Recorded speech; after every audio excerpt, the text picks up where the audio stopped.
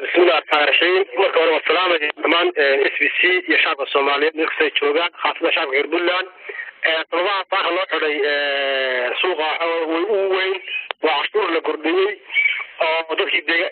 suuqyada ay u arkaysan kari waayeen oo hawada saameyn ku yeelatay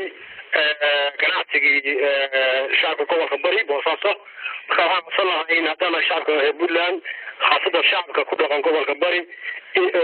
Hirbulland inaanu xabashada waxa weeye inaanu ka hadalno oo xabashada aad u weyntahay waxa weeye in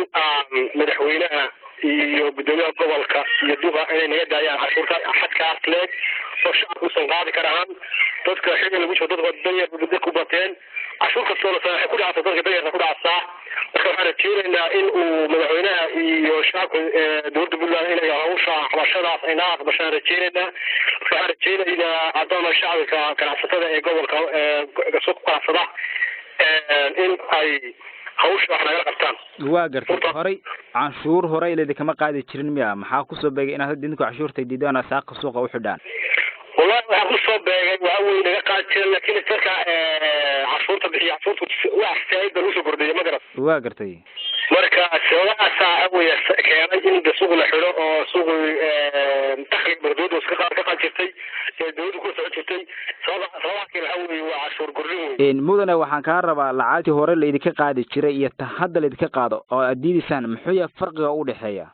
walaal ma fahantahay waxa u dhaxeeya waxa weeye awro naga qaadeen $6 naga qaadeen lacag cusub hadda naga qaadayaan weeye hadda waxa ka dhigay $10 hay hore intee way ahaan jirtay marka $6 marka $6 baa ku saa ugu kordhamaya marka macnaheedu maxaad ku diidaysan marka inaad cashuurta bixisaan oo hadii cashuurtii ay dawladeeda ku soo kordhisay ama aad garanaysaa oo dawlad kasta iyo meel kasta maamulka jiro waa muhiim in cashuur laga qaado marka idinku maxaad ku diidaysan in cashuur laga qaado cashuurta dawladda aad bixisaan oo والله لو عشرة ديدني وشوفها وبحنا ونبيعنا وبحنا لكن حاول عشرة مرك الكردية وسعيد ونبيع تويه مرك أنا مرك سعيد دود عشرة سنين وأنا بحنا وخصنا هاي دود دي أمي سوق الساعة وهو عشرة هذا مع شعب يبولان مرك سوى كل بحنا عشرة بحنا لكن عشرة لما أنت أي دود نوصارتين وهو عشرة أعرف فردون أنا بفقاد كريم مرك مكره هذا شن عدة قصي cashuurtan awleed ka qaadi jirtay ama ah maamulka gobolka iyo cidii alla cid ku shaqaleed cashuurtaas ma kala hadasheen mise idinka kaliya go'aansadeen inaad xidhaan oo suuqa aad bando ka dhigtaan wallahi gudigaas hawsha soo saaray gudigaas hawsha kala hadlay adigu gudidii oo baahan hawsha oo leeyahay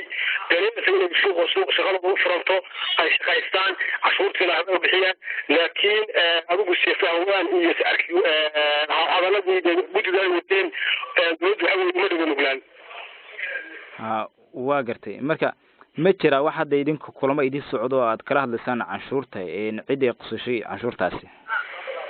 wallahi suuq gudbile gudaha hawsha xil saaran iyaga dhiranaya hal kasta oo gashan hawada iyaga ka keenaya anagu gudada ugu dambeeyna wixii arrimaha oo suuqa gudada ugu dambeeyna marka ilaa goormay sii soconaysaa inuu suuqu saa u sii xirnaado marka wallahi gudidaasi xilliga yaadaan waxa weeye hadda ku soo guliyay ay soo hijiyaan heshiiskaas waxa weeye horgalo asoo dadfo yaadaan war subhanahu wa ta'ala muxuu yahay baaqa ugu dambeeya marka waxa weeye shacabka shacab Puntland waa shacab waxa weeye nabad jecel waa shacab waxa weeye markastaba in cashuurta bixiyaan heegan waa in cashuurta bixiyaan waxaan sanadna madaxweynaha dowladda Puntland mustaqbal in shacabkiisa u dhignaado ganacsigiisa u dhignaado waxa weeye uu daneeyo